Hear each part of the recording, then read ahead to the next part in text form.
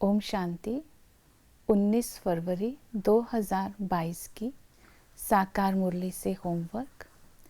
आज की मुरली से हम स्वमान लेंगे, मैं संगम युगी ब्राह्मण हूँ। संगम युगी ब्राह्मण अर्थात स्वयं भाग्य विधाता, स्वयं परमात्मा मेरा पालनहार है। वो मुझे पढ़ाते भी हैं और मुझे वरदान भी देते हैं और मेरी पालना भी कर रहे हैं। इस स्मृति में रहकर मौजों का जीवन जीने वाले संगम युगी ब्राह्मण हूँ, इस स्मृति में रहेंगे। इस स्वमान से आज हम विजन बनाएंगे।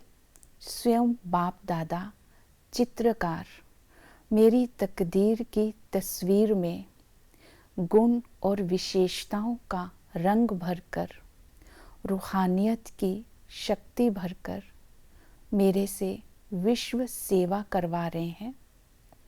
इस स्मृति में रहते हुए आज बाबा की याद में रहेंगे। आज की मुरली से धारणा का पॉइंट लेंगे।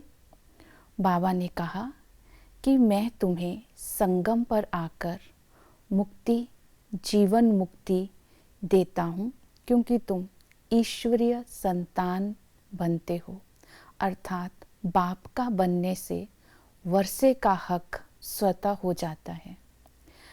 तो मुक्ति, जीवन मुक्ति किसे कहते हैं? मुक्ति अर्थात परम धाम, जीवन मुक्ति अर्थात सुखमय जीवन। तो जीवन मुक्ति अर्थात अमर लोक में जाना, स्वर्ग में जाना। जीवन मुक्ति अर्थात सुख, शांति और भंडार के मालिक बनना। ये बनने के लिए आज दो बातों पर अटेंशन दिलवाया। योग बल से तुम राजधानी की स्थापना कर रहे हो। दूसरा बताया कि राजयोग से मैं तुम्हें कांटों से फूल बनाता हूँ। आज दो बातों पर आज अटेंशन देंगे। योग बल से हम राजधानी कैसे स्थापन कर रहे हैं? जैसे कि योग बल कहते हैं शक्तिशाली मनसा को। अब शक्तिशाली मनसा कैसे रहेगी? अगर हम डबल राइट रहेंगे। आज सारा दिन इस पर विशेष अटेंशन देंगे। बाबा के साथ संपूर्ण संबंध जोड़कर बाबा से सर्व प्राप्तियों का अनुभव करते हुए आज हम हल्के रहेंगे, सारा बोझ बाबा को दे देंगे। तो मनसा शक्तिशाली रहेगी, व्यर्थ से और माया से मुक्त रहेंगे। दूसरा बताया स्वदर्शन चक्रधारी अभी तुम संगम पर बनते हो, जिससे तुम भविष्य में चक्रवर्ती राजा बनते हैं, क्योंकि बाबा ने हमें सृष्टि के आदि मध्य अंत का ज्ञान दिया है, हमें त्रिकालदर्शी बनाया है।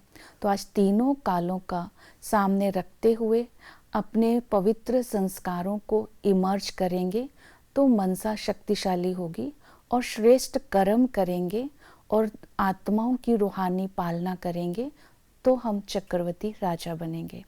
राजयोग से मैं तुम्हें कांटों से फूल बनाता हूँ, अर्थात स्वर्ग का मालिक बनाता हूँ। राजयोग से बाबा ने कहा कैसे स्वर्ग का मालिक बनाता हूँ कि तुम्हें अभी इस बेहद की वैराग्य वृत्ति में रहना है और देह अभिमान रूपी कांटे को निकालना है। बेहद की वैराग्य वृत्ति अर्थात बुद्धि रूपी पांव इस देह रूपी धरनी से सदा उपराम रहे।